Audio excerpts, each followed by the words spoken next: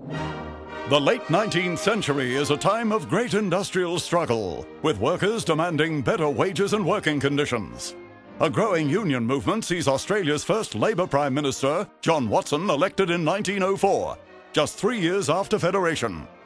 Andrew Fisher, who had worked in Scottish mines from the age of 10, follows Watson in 1908 and introduces a range of legislation protecting workers' rights. But the growing war in Europe and the new Prime Minister Billy Hughes' battle over conscription sidetracks the struggle for safer working conditions. But the birth of the National Safety Council of Australia is not due to this struggle for workers' rights. It actually begins in the early 1900s with the demise of the humble horse and cart. The motor car is gaining in popularity so rapidly that a group of citizens formed the Automobile Club of Victoria in 1903.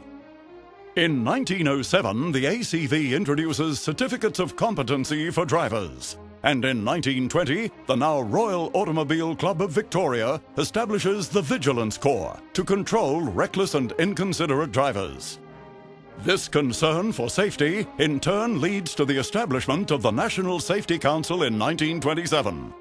Although the newly formed council is also concerned to a lesser extent with boating, home, and what is then known as factory safety, its primary focus is road safety.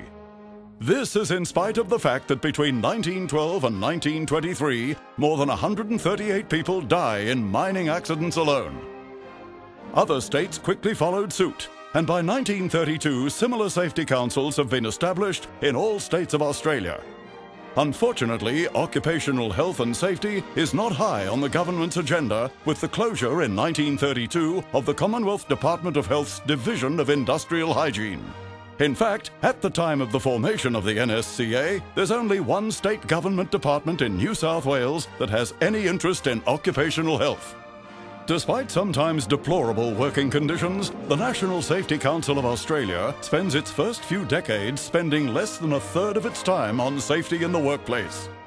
In fact, the Council's publication, Safety News, covers topics as wide-ranging as lights on bicycles, the importance of good housekeeping, and advice for airline pilots, even producing a special Learn to Swim edition in 1930. 1930 also sees the production of one of Australia's earliest safety films, when the Victorian Amateur Picture Club works with the Safety Council to produce Our Aussie Gang, a children's film with a strong message on road safety. This concern for child safety also sees the Council become active in the schools. The minutes of the 6th Annual General Meeting for the Council in 1933 describe the Lieutenant Governor Sir William Irvine inspecting the Guard of Honour, formed by students who are proud members of junior safety councils. World War II brings new challenges as women take the place of men in many industries. While 96,000 Australians are killed or injured in World War II, during the same period, more than 113,000 die or are injured in accidents in Australia. In fact, by 1957, Australia's industrial accident rate is double that of the United States and Canada.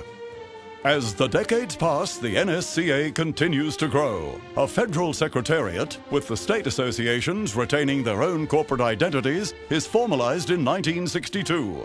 While in 1966, the magazine Australian Family Safety is released 4 times a year. 1971 and the first safety awards are presented, along with a joint statement from the NSCA and the federal and state governments calling for a nationwide campaign to end occupational accidents. 1982 sees the NSCA launch the Diploma of Safety Management, and just 1 year later, the 5-star management system is introduced. In 1993, the state divisions of the NSCA amalgamate into one corporate entity, just 4 years before its 70th birthday celebrations, which sees the Governor-General Sir William Deane presenting the NSCA Awards for Excellence.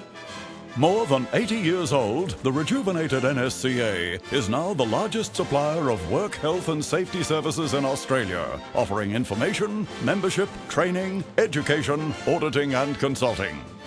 NSCA is expanding its services to new geographic locations and customizes solutions to meet the needs of our members and clients. Australian businesses continue to rely on NSCA to guide them through work, health and safety challenges. The National Safety Council of Australia. Work, health and safety solved.